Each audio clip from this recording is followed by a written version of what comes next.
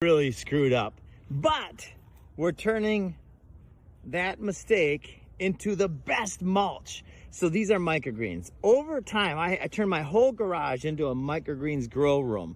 And over time, anytime I'd get a batch that was ready to harvest, but I didn't have anywhere to put it because we had so many microgreens already, that I would put it in a baggie, we'd freeze it. And this, the whole bottom of the freezer loaded up. So this is all the microgreens. So we're gonna add all this to these new raised beds here and get these planted out. That, my friends, oh, look at her. That is gonna be an incredible mulch. Look at all the nitrogen in there. A lot of peas, broccoli, kale. Yes, what are you doing? Are you playing, kiddo?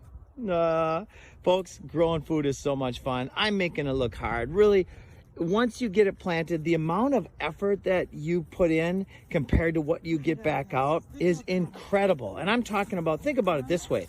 Would you be willing to spend 15 minutes every other day, on average, to have less chance of cancer, like a significantly less chance of cancer and diabetes and heart disease? Well, of course you would. So then why aren't you? Because you just don't know how easy it is. Folks, it's time to grow food. Love you and have a good day. And follow us, Food Forest Abundance. We'll continue to give you ideas and inspiration on how to do that.